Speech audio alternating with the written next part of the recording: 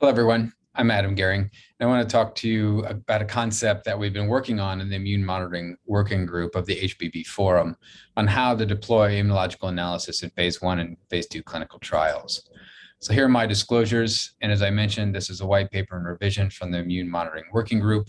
The authors are listed here, and you can see there's a mix of both academic and industrial investigators listed. So when we think about immunology in the context of clinical trials, it's often perceived as a sort of a black box scenario, different immune cell types, different inflammatory profiles, mediators, exhaustion. And when you balance this with the ideal direction of drug development, you want a straight path to drug development and approval. But since some of these and so many of these new drugs are targeting the immune system, immunologists are often asked their opinion on what to do for clinical trials to understand what's happening. And as soon as you bring an immunologist into the discussion, you see plenty of questions come up. And I think this is what we've been working on in the forum, is to strike a balance between what we want to do and what we can do in clinical trials. And this sounds a bit maybe heretical for an academic scientist, but we may actually know too much. We've learned a great deal about the immune response in hepatitis B patients, comparing acute and chronic HPV infection, and we know the important role that T and B cell responses play in the role in viral clearance, particularly after acute or resolved infection. And we've developed our assays or progressed our assays now that we can look at individual epitope specificities and use sophisticated staining profiles with flow cytometry to get a very detailed picture of the phenotype of individual epitope specific T cells within an individual HPV patient. And now with the development of these fluorescent baits, the same can be done for B cells. And we can get nice phenotype of HPV specific B cells, test their functionality, and also look at transcriptional differences between B cells specific for different HPV antigens, such as the core or the S specific B cells. And so we've used this knowledge. We've used this knowledge to cure animals of viral hepatitis. So we're making that progress similar to the cancer field, where we can cure mice with good success. And we've known we can do this with innate therapies for quite some time. And this was first demonstrated in the HPV transgenic mouse, where triggering pattern recognition receptors can clear HPV RNA from the mouse liver. When chimps were given the TLR7 agonists, you can see a decline in HPV DNA. When woodchucks were given the TLR8 agonists, you can see a clear reduction in woodchuck surface antigen that stays reduced, achieving functional cure after this treatment duration. Then animals have also benefited highly from combination therapies using triple combinations of nucleoside analog, vaccines, and checkpoint inhibition. You can see this blue line with the triple combination therapy. After the stop of therapy, the surface antigen continues to decline in these woodchucks.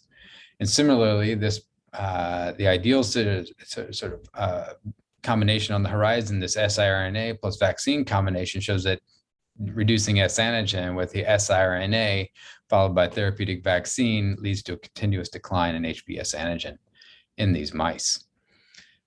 So the challenge really has been translation. Animal models have been highly informative, but poorly translated for immunological drugs. Interferons seem to be highly effective in animals, maybe not so much in patients. And boosting T cells through vaccination has been effective in animals and so far not in patients.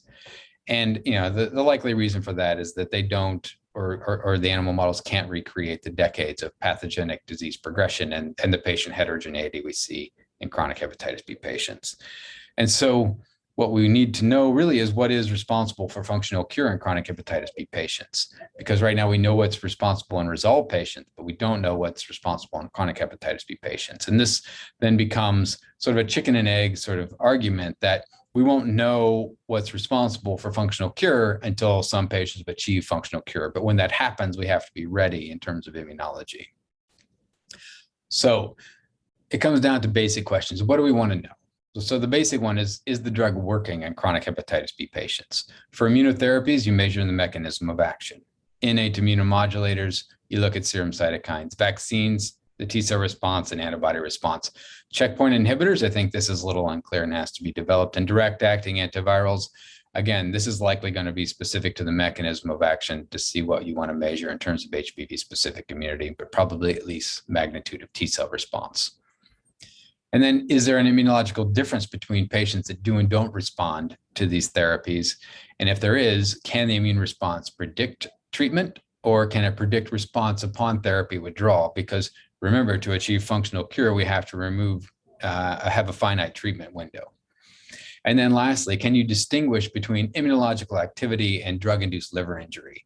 And this is important for drugs that may induce liver inflammation because ALT has been associated with S decline. So we need to know that the ALT is having an antiviral effect if the drug is intended to induce inflammation. So what and how should we measure HPV specific immunity? Well, yeah, and I just said it. So we need to be looking at HPV specific immunity. So far, general immune profiling has not yielded significant advances. And that's really because there's too much variability between patients. I think serum proteomics, particularly with these new large biomarker panels, remains an important aspect of this analysis because it's not HPV specific, but it can give us evidence of immunological mechanisms. And then, of course, serum biomarkers are most likely to be clinically applicable. And then, of course, there's intrahepatic sampling. And this can be highly informative, but we have to keep this reserved for focused sub-studies, ancillary studies, or investigator-initiated studies. You need to be able to define and ask a specific question. So what is the mechanism of action, the T and B cell infiltration, and inflammatory response? It's difficult to do these in larger studies because they negatively impact enrollment significantly. And then I know that in vitro expansion and in vitro T cell assays have taught us a lot about the immune response in hepatitis B, but I think for clinical trials, we should really strive for ex vivo analysis. And this is largely in central laboratories until we have robust biomarkers. This ex vivo analysis can be on cryopreserved samples without in vitro expansion. And where longitudinal samples are collected, they should all be run in the same assay at the same time to minimize the technical variabilities. And central laboratories can be used for this reason to minimize the inherent immune assay variability until these biomarkers are kind of set. So what assays do we have available? And so for T cells, we have obviously the T cell ELISpot and fluorospot assay. It's really the basic measure of T cell magnitude and functionality. The assay is relatively fast. It's very sensitive, which means it's applicable for ex vivo analysis. And you can get a degree of multifunctionality using the fluorospot assay. It is low resolution, so it can't tell you which T cell subset is responding. There can be site-to-site variability, and it does require a specialized lab because the low T cell response is quite difficult to detect. And you can see that here. This is some data from my lab where we saw the patients are negative on the left and positive on the right. You can see there's a range of different magnitudes of T cell responses and also background. So you need to be able to control as much as possible for that.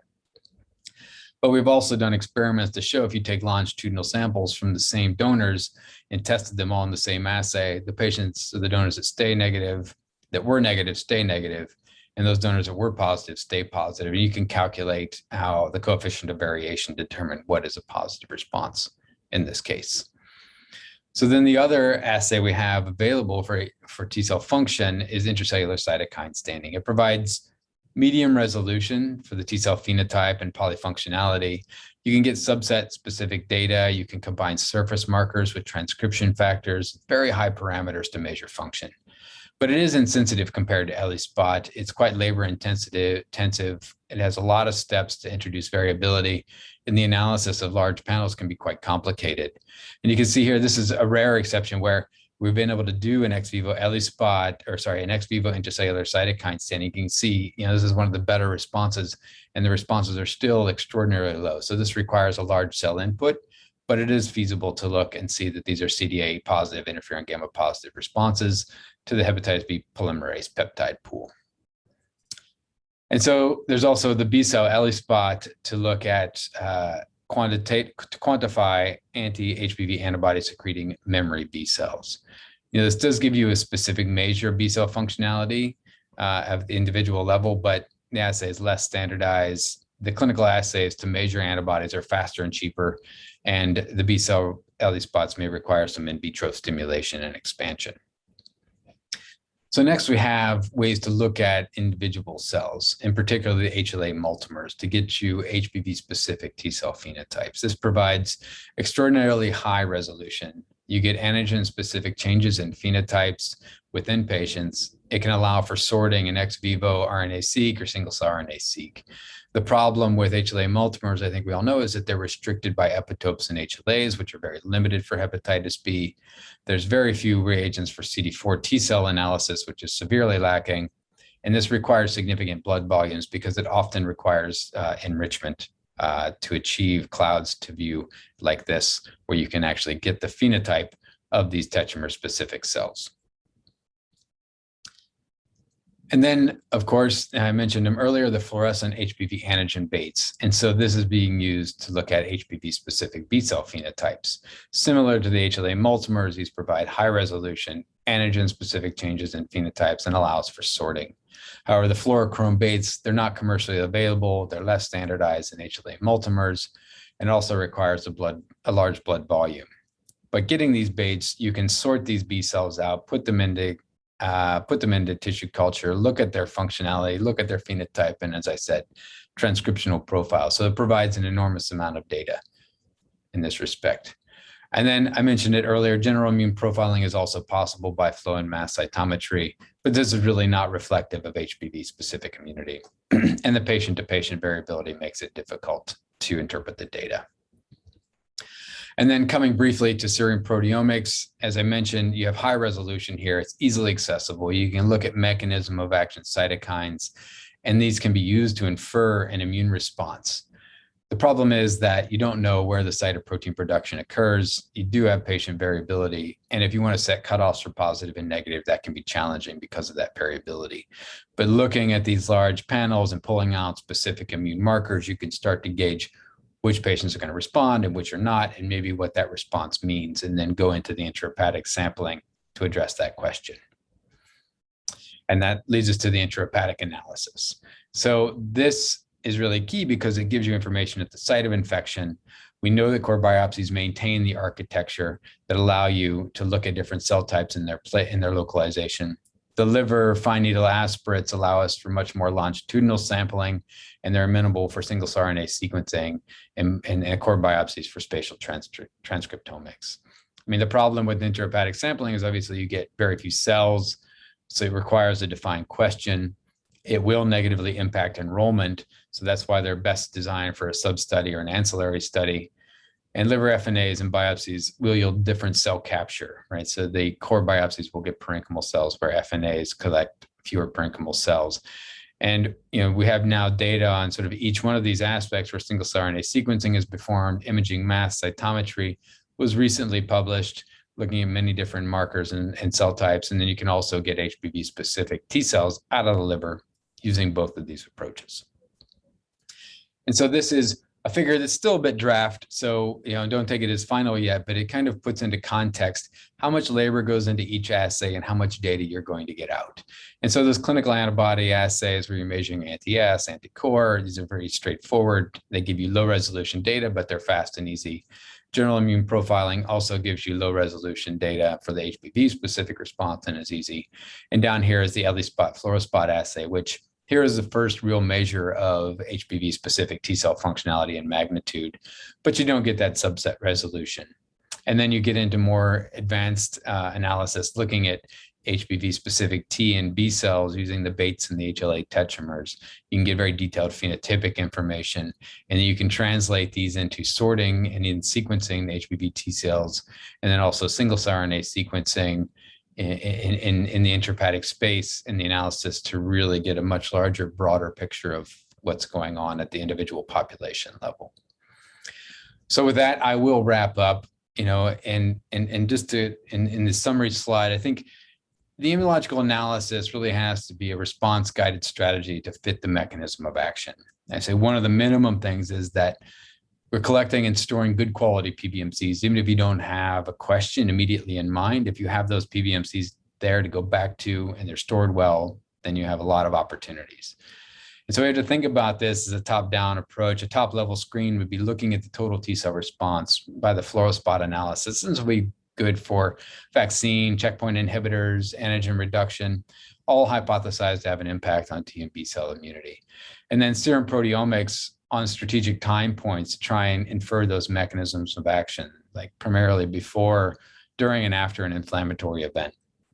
And then once you get signals from these earlier aspects, you can take that deep dive, really looking at site-specific ancillary or investigator-initiated studies to get into the HPV specific T-cell response, B-cell response, phenotype, sorting.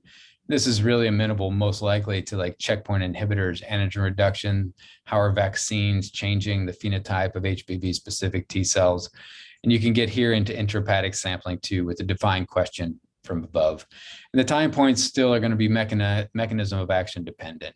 Really a minimum is going to be baseline, end of therapy, and then a follow-up for a broad level screen.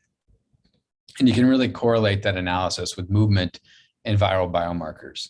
So I'm going to stop there, and I want to appreciate everybody's attention during this talk, and I'm looking forward to the discussion. Thank you.